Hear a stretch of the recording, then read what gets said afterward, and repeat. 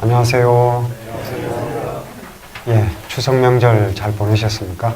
예, 저도 고향 가서 오랜만에 저는 먼저 아버지 어머니는 다 여의셨고 돌아가셨고 형들이 이제 고향에 둘이 있습니다. 그래서 오랜만에 형들하고 좋은 시간 보냈습니다. 예, 오늘은 지난 시간에 이제 제가 드렸던 자료를 다 보지를 못했습니다. 그래서 이번에 오늘 드리는 자료는 일단 읽어보시고 지난 시간에 다 말씀 못 드린 내용을 오늘 하고 그리고 또 다음 시간에 시간이 되는 대로 오늘 드린 자료 말씀드리겠습니다. 우선 지난 시간에는 우리가 어떤 사람의 책을 읽으면 책의 내용이 가장 중요하고 그리고 그 책을 쓴 사람, 글을 쓴 사람이 누군가를 알아야 하기 때문에 맹자 전기를 살펴봤죠. 가장 오래된 맹자 전기는 사마천 사기열전, 그 중에서 이제 맹가순경열전 중에 맹가열전을 본 겁니다. 그 137자였고요. 그리고 오늘 이제 드디어 맹자로 직접 들어갑니다. 들어가기 전에 이제 제가 맹자가 동문서답의 1인자다 이렇게 얘기를 했잖아요. 오늘은 이게 맹자가 과연 동문서답을 하고 있는가 확인을 한번 해보겠습니다. 제가 이제 그냥 동문서답 한다고 무단으로 이야기하는 것이 아니라 동문서답하는 사례를 쭉 뽑아놨습니다. 놀랍게도 첫 문장부터 동문서답입니다. 맹자 첫 번째 편이 이제 양효양장구 상인데요. 맹자 7편을 지었다 그랬죠. 그런데 양나라 혜왕을 맹자가 만나는 대목이 맨 처음에 나오는데 그게 이제 상과 하로 나눠져 있습니다. 오늘은 양효양장구 상. 장구라고 보통 이렇게 얘기를 할 때 장은 문장이고 구는 문장을 구성하는 구예요. 그리고 이제 구를 구성하는 건 글자가 되겠죠. 그런데 양효양장구 상 첫 번째 문장을 오늘 먼저 보겠습니다.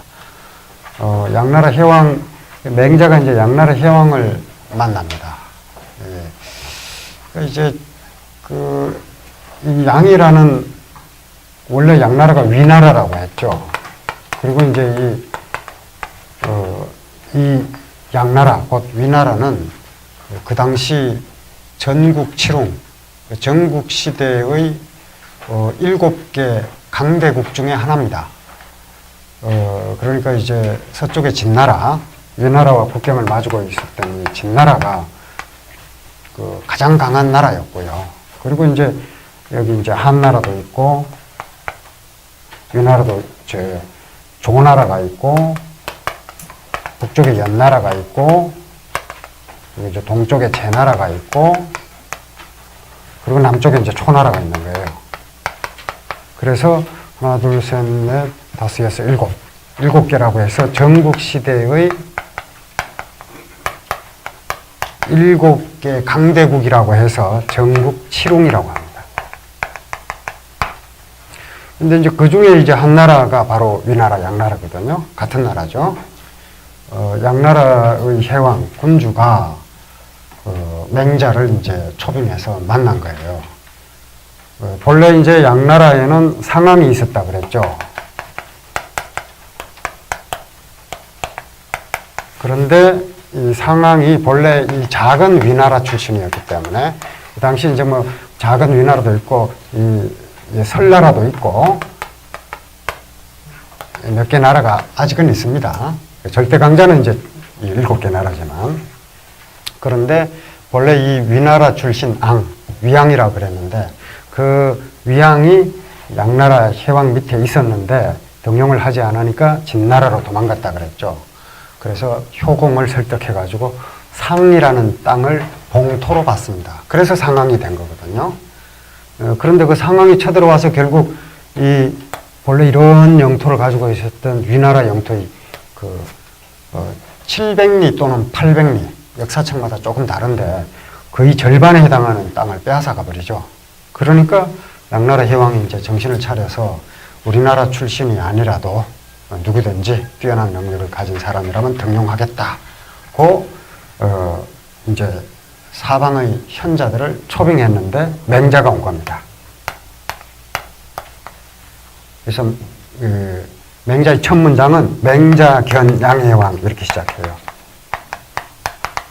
맹자가 양나라 해왕을 만났다. 만나봤다 이런 얘기예요. 한문 쉽죠? 맹자가 양나라 해왕을 만났다. 굉장히 쉽잖아요. 모든 문장이 다 이렇게 쉬웠으면 좋겠는데 이게 뭐 때로 주어가 생략되고 때로 목적어가 생략되고 대명사는 뭐 아주 쉽게 생략되고 어조사가 뭐 계속 생략되고 그게 이제 고어이기 때문에 그래서 어렵습니다. 그런데 이제 이건 아주 쉬운 문장이죠. 맹자가 양나라 해왕을 만났어요. 만났는데 양나라 해왕이 무슨 얘기를 하냐면 양해왕하고 해왕이 이야기를 합니다. 그리고는 수불언천리이래 하시니 선생께서 천리를 멀다 하지 않으시고 우리나라에 오셨으니 하고 이렇게 이야기를 시작해요.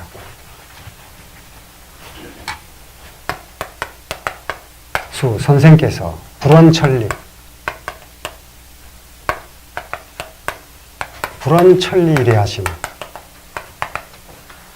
천리길을 멀리 여길 원, 멀게 여길 원자입니다. 이럴 때는 멀 원자죠. 멀리 여기지 않으시고, 그래, 우리나라에 오셨으니, 역장류 이리 오고 고와 또한 장차 앞으로 이리 오고 우리나라를 리오국 역장류 유자가 있습니다. 또한 장차 오국 우리 양나라를 이롭게 해 주실 수 있겠죠. 해왕이 요구한 건 리예요. 리. 선생님 우리나라에 오셨으니까 어떻게 하면 우리나라를 이롭게 해 주시겠습니까? 이런 얘기거든요. 리라고 하는 게 이제 뭐 부국강병 이런 거죠. 나라를 경제적으로 풍요롭게 하고 그리고 또 이 당시 전쟁하던 상황이니까 강병 이게 이제 중요한 거죠. 뭐 이런 거를 원하는 겁니다. 근데 여기 이제 수라는 호칭이 있는데 늙은이 수 보통 이렇게 쓰죠. 늙은이 수. 근데 여기는 단순한 늙은이라는 뜻이 아니라요. 본래 이 숫자의 본래 글자는 이렇게 씁니다. 근데 이거 이제 집이고요. 이거 불화자고요. 이게 이제 손이에요. 그래서 형수라고 할 때 요 숫자를 씁니다. 본래. 근데 이제 횃불을 든 사람입니다. 횃불을 든 사람. 밤에 밤길을 밝혀주는 사람이죠. 그러니까 지도자예요. 지도자. 그러니까 높여서 맹자를 선생께서 뭐 이런 얘기입니다. 선생께서 천리를 멀다 하지 않으시고 우리나라에 찾아오셨습니다. 그러면 어떻게 하면 우리나라를 이롭게 해주시겠습니까? 그럼 대답이 어떻게 나와야 됩니까? 예, 제가 이 나라를 부국강병 할 수 있는 방안을 갖고 있습니다. 뭐 이렇게 대답이 나와야 되겠죠. 뭐 어떻게 해야 경제를 살리고 어떻게 해야 군대를 양성하고 뭐 적국과 전쟁에서 이기고 뭐 이게 돼야 되잖아요. 그런데 맹자가 그 다음에 바로 받아버리는 게 뭐냐면 왕 하필 완리 있고 이렇게 받아요. 왕께서는 하필 어찌 꼭 완리 이익을 말씀하십니까? 어찌 꼭 이익을 말씀하십니까? 왜 이익만 말씀하세요? 벌써 이제 여기서 틀어지기 시작하죠. 왕이 물은 건 리거든요. 어떻게 우리나라를 이롭게 해주시겠어요? 이랬는데 왕께서는 어찌 이익을 말씀하십니까? 이렇게 얘기를 하는 거죠. 그 다음 얘기가 여기 인의 이익입니다.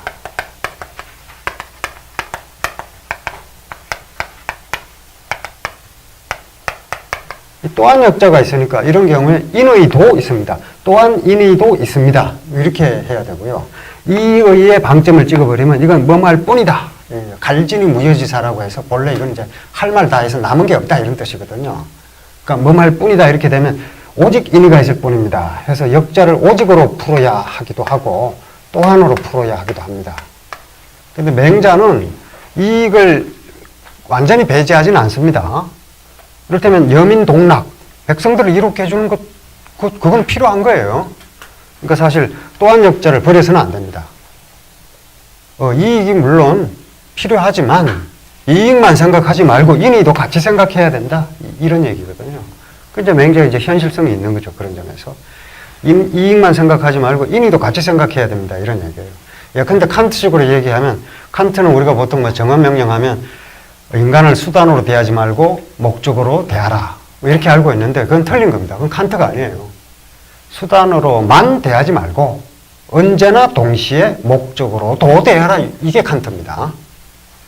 인간은 전혀 수단으로 대하지 않고 살 수가 없어요. 우리가 뭐 보통 수단으로 대하는 거죠. 우리가 버스를 타고 왔다 이러면 버스 운전기사를 만나려고 탄 게 아니기 때문에 그렇죠. 뭐 만나 뵈서 반갑습니다 이러진 않잖아요. 수단으로 대하는 거예요. 그런데 수단으로만 대하면 어떻게 됩니까?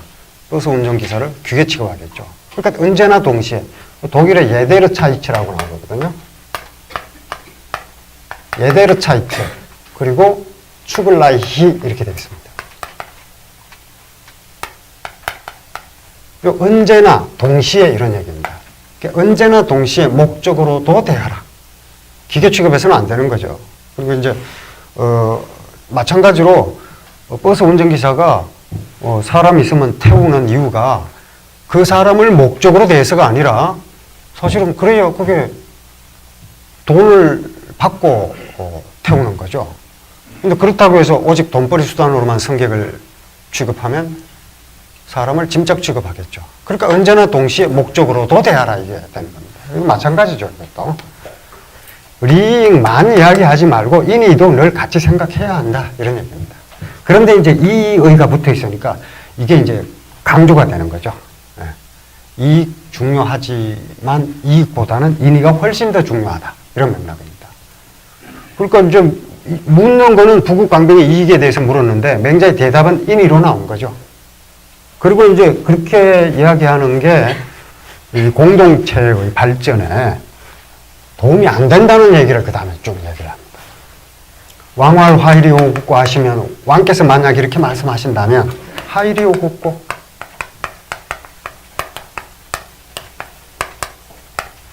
왕께서 만약 이렇게 말씀하신다면 하이 어떻게 하면 리오국 우리나라를 이롭게 할 것인가 이렇게 생각하신다면 말씀하신다면 대부들 왕 밑에 있는 대부들은 어떻게 생각하겠습니까? 하이리 오가오 어떻게 하면 우리 가는 작은 나라고 국은 큰 나라라고 보시면 됩니다. 위에 이제 천하가 있는 거고요. 그 대부들은 자기 가 어떻게 하면 오가 우리 가를 이롭게 할 것인가 이렇게 말할 것이고 또 사서인 대북 밑에 있는 선비들이나 서인들 일반 백성들은 하일이 오신고 어떻게 하면 내 몸을 이롭게 할 것인가 오신 이렇게 생각할 거다 이거죠. 왕이 만약에 어떻게 하면 내 소유의 이 나라를 이롭게 할 것인가 이게 정당하다고 생각한다면 같은 이유로 대부들은 우리 가를 이롭게 할 것이다. 이게 이제 정당성을 넣는 거고 그렇다면 또 선비들이나 일반 백성들도 당연히 내 몸을 이롭게 하는 것이 당연하다 이렇게 생각할 거란 얘기예요. 같은 논리인 거죠. 자 이렇게 되면 상하 교정 윗사람이나 아랫사람이나 서로 상호 간에 정리 이익을 쫓는다 이거예요. 이익을 가서 취하려고 한다면 결국 어떻게 되냐면 이국위일이다. 그렇게 하면 나라가 위태로워질 것입니다. 나라가 위태로워진다는 얘기입니다. 그래서 이제 정말 이익을 추구해서 다른 가치를 다 저버린다면 어떻게 되냐면 불탈불emm입니다. 빼앗지 않으면 만족하지 않을 것입니다.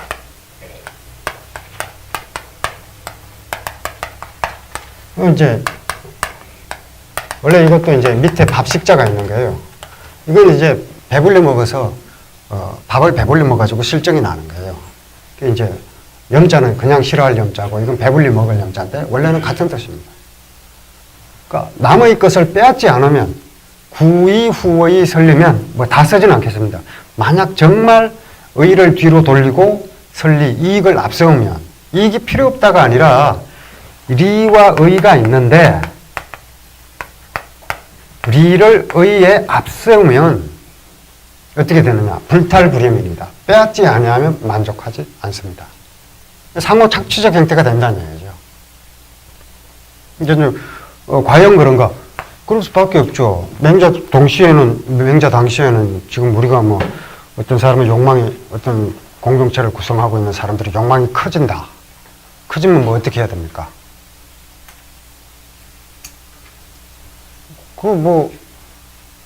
새로운 걸 생산해내면 되죠. 더 많이 생산해내면 되죠. 근데 이제 뭐 자유시장이라든지 아니면 뭐 혁신적 기술이 개발된다든지 뭐 이랬을 때는 새로운 걸 만들어내면 되죠. 새로운 걸 만들어서 그 큰 욕망을 충족시켜 가면 됩니다. 그것도 한계가 있겠죠. 계속 새로운 걸 만들어서 충족시켜 줄 수 있겠어요. 그것도 한계가 있을 겁니다. 그런데 이 당시는 이제 농경사회니까 토지가 있으면 일정하게 나오는 그 소출은 일정한 거죠. 그 일정한 소출에서 자꾸 이익을 추구하는 마음으로 욕망이 커지면 어떻게 됩니까? 결국 남의 것을 빼앗는 수밖에 없죠. 결국 그걸 간파한 겁니다. 그리고는 이제 맹자가 인의를 강조하면서 미유 인의 유기천자예요. 인이라는 가치를 앞세우면서 유기침, 자기 어버이를 버리는 자는 없고, 또 미유의 후기군자라 의를 앞세우면서 자기 임금을 뒤로 돌리는 자는 없다. 그러니까 인과 의를 앞세우면 리는 추구하지 않아도 저절로 따라오는 것이다 이거예요. 그러니까 리를 버리고 인을 취하라 이렇게 공하게 얘기하는 것이 아니라 리를 앞세우게 되면은 정말 인과 의 이런 거 버려버리고 리를 앞세우게 되면 결국 남의 것을 빼앗는 거다. 빼앗지 않아야 한다는 게 남의 내 물건이 아니면 취하지 말아야 한다. 도둑질이니까요. 그렇죠? 그런데 그걸 저버리게 되면은 이익을 앞세우고 의라고 하는 것을 저버리게 되면 이게 정의잖아요. 정의. 정의를 저버리게 되면 빼앗지 않으면 만족하지 않는다. 굴탈불행입니다. 그러면서 이제 마지막으로 강조하는 게 있거든요. 인하고서 인을 앞세우면서 어버이를 저버리는 자는 없고 의를 앞세우면서 군주를 저버리는 자는 없다. 이제 우리는 이게 그 실현 불가능하다고 생각하는데 실현 불가능할 수도 있습니다. 예. 뭐 이걸 해보기 전에는요. 그 해보면 되는 거죠. 이제 뭐 성서 같은 데 보면 뭐 저런 얘기 나오잖아요. 그 오병이어 이런 거요. 오병이어로 제가 히브리어를 모르니까 그냥 한자로 쓰겠습니다. 오병이어 실제로 이렇게 쓰잖아요. 5개의 떡과 두 마리 물고기를 갖고 100명, 1000명이 배불리 먹었다. 기적이죠. 기적이니까 실현 불가능할 것이라고 생각을 하는데, 그래서 이제 성서학들 중에서 좀, 이렇게, 천부장, 백부장이 먹은 거다. 백부장, 예, 천부장, 이런 사람들, 대표자들만 먹었다. 그래서 이 떡 5개 하고 물고기 2개 갖고 배불리 먹을 수 있었던 거다. 뭐 이러는데, 그런 사람이 참 성서학자라니 참 완전히 잘못 읽은 거죠. 그러면 기적도 아니고 아무것도 아니잖아요. 이건 뭐, 그럼 대표자들만 모여서 먹었다. 지도자들만 자기들끼리 배불리 먹었다. 나자렛 예수가 그랬겠어요? 말이 안 됩니다. 그런가 하면은 이제 뭐 또 다른 엉뚱한 해석이 또 있거든요. 그러니까, 정말 뭐 그게 많이, 나자렛 예수가 막 만들어서 그랬다. 사실 그게 아니고, 아무리 작은 양의 음식이라 하더라도 나눠 먹어보면 그 결과를 아는 거죠. 배가 불렀다. 이건 말이 안 되고요. 정신이 부른 거죠. 그러니까 빵만으로는 살 수 없다. 이 얘기가 짜장면도 먹고 살자 이런 뜻이 아니잖아요. 예. 빵만 먹지 말고 가끔씩 라면도 먹고 짜장면도 먹어야지 이 뜻이 아니잖아요. 예. 그러니까 이제 어떤 정신적 충만을 얘기하는 건데 그렇게 봐야죠. 오병이어가 아무리 작은 양이라 하더라도 그걸 정말 나눠서 먹어보면 아무리 그 수가 적다 하더라도 정신적으로는 불탈불렴 이런 상황이 빼앗고 하거나 이런 상황에 들어가지 않는 거죠. 이게 정의죠. 이게. 그러니까 적으면 적은 대로 나눠 먹는 게 정의인 겁니다. 그러니까 이걸 뭐 5개 뭐 천부장 백부장끼리만 먹었다. 이거는 정의가 아니죠. 그게 수천 년 동안 어떤 가치 있는 것으로 받아들여졌을 리가 없는 거죠. 마찬가지입니다. 이제